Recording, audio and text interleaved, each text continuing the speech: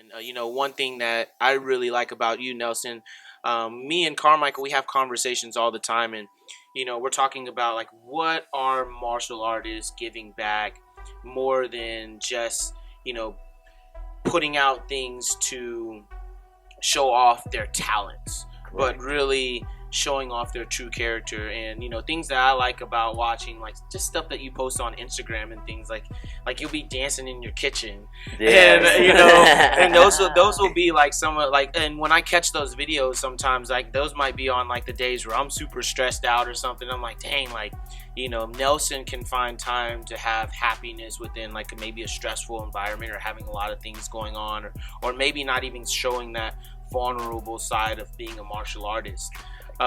So that's like some cool energy type of things that I feel like we all kind of do the same. Yes. Like I have my things that I put out. Carmichael, you have ways of influencing others by the energy that you put out, and then of course you do as well, Nelson. And then sharing with us about some of like your new sponsorship things that has come up for you this year has all been from the positive energy that you've given back. So this is Nelson Nathaniel, guys. Can you tell us a little bit about everything that's been going on with you, maybe the last few months or over the year, with building your dojo and some of your future goals, and even with some of your sponsorships and things that you have going? Definitely. I'll tell you like where it all mentally started happening for me. I believe I was about to turn 33. And 3 is a special number for me because I was born March 3rd at 3:30 in the morning and graduated in 2003. So I automatically was like, 3 is my number. So when 33 happened, I was like, what do I want to do with my life, with the rest of my life? And of course, martial art has always been a part of my life. And it always seems, in my life, it seems that when I get away from the martial arts, bad stuff starts happening. So I decided to lock in on martial arts just to see what would happen. And I made a small goal, compete every single month, see what happens. Well, that ended up leading to me getting into the World Martial Arts Organization, the WMO League. And I was about to go compete for their team in somewhere overseas, Portugal. Something crazy happened. I ended up finding Sensei Ramon Veras, and I trained under him for about a year in Okinawa and Goju Ryu, and my black belt test was going to be on the same day as that competition. I had raised through my community about $3,000, and it was a hard transition because they donated all that money for me, and now I'm not going to be able to go. So the choice was either go or go get the black belt.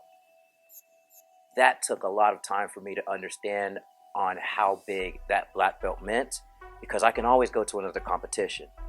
I can't belt in a system that's originally from Okinawa anytime I want to. And then I was looking at the foresight. What can I do for my community with this?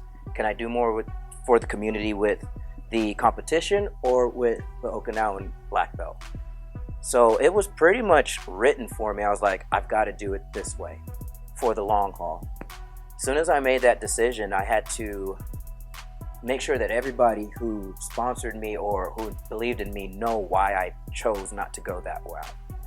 That same money allowed me to open up the dojo. Wow. Yes. And from then on, it's still been hard. I don't really have that many students, but I have retention.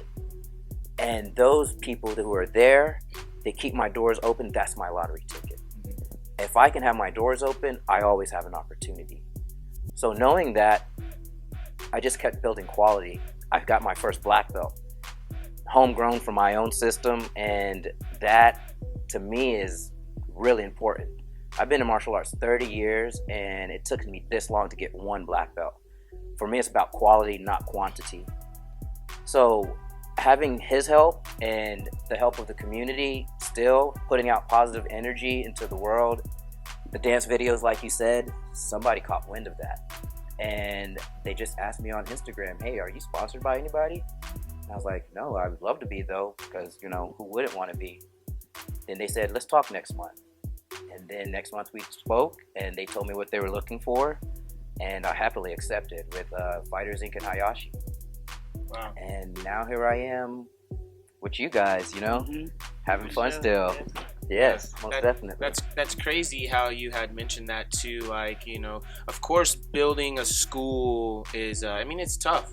You know, and any martial artists out there that are trying to build their own schools, I mean, it'd be crazy to say that it's not a tough thing to do, but also trying to make yourself a better martial artist while building a school is even harder. Correct. And one thing that me and Carmichael have been having conversations about these last few weeks are, you know, there are a lot of programs out there that really push for just numbers, right? And you mentioned like retention is huge. Like, I don't have a lot of students right now, but retention is huge. And I mean, we could probably say the same case. We have an average dojo, right? But our retention is huge. Exactly. And I mean, just from coming from a young martial arts business owner, like 3 years now, retention is huge. And one thing, just advice for you, is like, that says a lot about your character.